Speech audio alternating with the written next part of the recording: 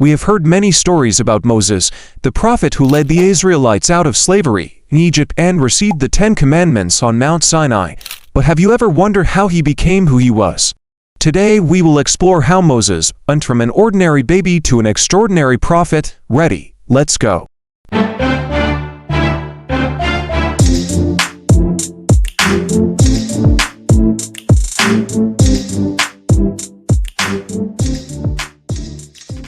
Chapter 1. The Royal Baby. Once upon a time in the land of Egypt, there was a powerful pharaoh who ruled over his people with an iron fist. Despite being blessed with great power and wealth, Pharaoh's heart was filled with pride and arrogance. He considered himself to be a god among men and demanded that his people worship him instead of the true God. Meanwhile, God Almighty was deeply saddened by the suffering of his people, the Israelites, who were living as slaves in Egypt under the cruel rule of Pharaoh. He yearned to deliver them from their oppressors and lead them to the promised land flowing with milk and honey. But he knew that Pharaoh's heart was so hardened by sin that only a divine intervention could soften it and persuade him to release the Israelites. So God decided to send a series of plagues upon Egypt to demonstrate his power and persuade Pharaoh to let his people go. But before that, God had another plan. He wanted to raise up a leader, a prophet who would confront Pharaoh and demand the release of the Israelites. And so Moses was born, the son of Amram and Jochebed, who were of the tribe of Levi. When Moses was born, God spoke to him through a burning bush and told him that he had chosen Moses to be his instrument in delivering the Israelites from slavery in Egypt. As a baby, Moses was placed in a basket made of papyrus reeds and coated with bitumen and pitch. Then he was cast into the river Nile. Pharaoh's daughter, who was bathing in the river, saw the basket and had mercy on the crying baby inside. She took him out of the water and decided to adopt him as her own son. She named him Moses because he had been pulled out of the water. Pharaoh's daughter took Moses into her palace, where he grew up surrounded by luxury and privilege. She gave him the best education and training, and he became a powerful and intelligent young man. Despite his royal upbringing, Moses never forgot his Jewish roots. As he grew older, he learned about the God of his ancestors and the suffering of his people, the Israelites. He began to feel a deep sense of empathy and compassion for his people, and he longed to do something to help them. Chapter 2. The Shepherd. When Moses was 40 years old, he decided to visit his people, the Israelites, who were still enslaved in Egypt. He wanted to see how they were doing and if there was anything he could do to help them. However, what he witnessed there filled him with anger and resentment towards the Egyptians. He saw how his people were being treated like animals, how they were forced to work long and hard hours for little pay, and how they were beaten and tortured for the slightest mistake. It was a heartbreaking sight that tore at his soul. In a fit of anger, Moses confronted an Egyptian who was mistreating an Israelite and killed him. Thinking that no one had seen him, he hid the body in the sand. But the next day, the Egyptians found the body and began to search for the person responsible. When they found Moses, he fled for his life, escaping into the wilderness. As he wandered through the desert, hungry and thirsty, Moses came across a small group of sheep that belonged to a humble shepherd named Jethro. Moses asked Jethro if he could take some of his sheep and make sandals for his feet. Jethro agreed and Moses spent his days taking care of the flock.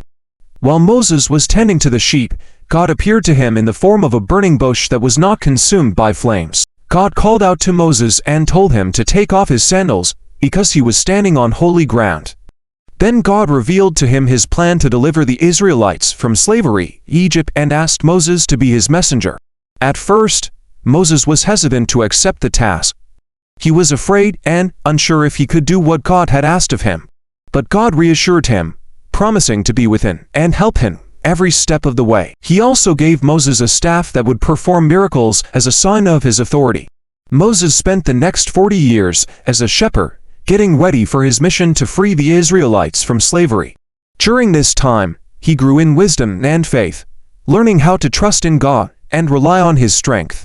He also developed important leadership skills that would be essential in guiding the Israelites to the Promised Land. Chapter 3. The Exodus. After 40 years of preparation, Moses was ready to confront Pharaoh and demand the release of the Israelites. With his brother Aaron by his side, Moses approached Pharaoh and delivered God's message, demanding that he let his people go. However, Pharaoh refused, hardening his heart against the Israelites. Enraged by Pharaoh's refusal, Moses confronted him again, this time with the power of God behind him. Miracles and plagues befell Egypt, turning the waters to blood, causing frogs and lice to overrun the land, and even killing the firstborn sons of Egypt. Each plague was a reminder of God's power and a demand for Pharaoh to release the Israelites. Finally, after the 10th plague, the death of the firstborn sons, Pharaoh's heart softened. He allowed the Israelites to leave Egypt and even gave them gifts to take with them. As the Israelites prepared to leave, God gave Moses instructions to sprinkle the blood of a lamb on the door frames of the Israelites' houses. This was to protect them from the final plague, the death of the firstborn. On the night of the Passover, as the angel of death was passing through Egypt, he saw the blood on the door frames and passed over those houses, sparing the firstborn sons. The Israelites, seeing the final plague hit the Egyptians, realized the power of God and followed Moses out of Egypt into the wilderness. For 40 years, the Israelites wandered in the wilderness as God protected them from their enemies and provided for their needs.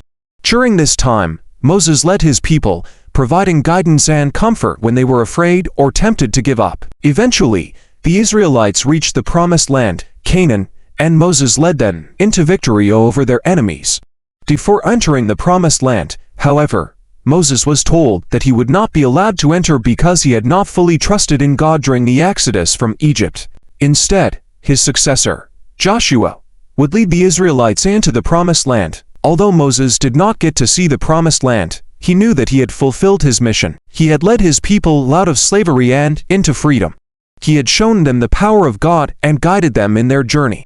When Moses died, the Israelites mourned the loss of their great leader.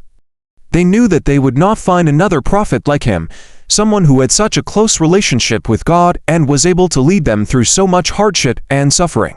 And that's the story of how Moses went from an ordinary baby to an extraordinary prophet.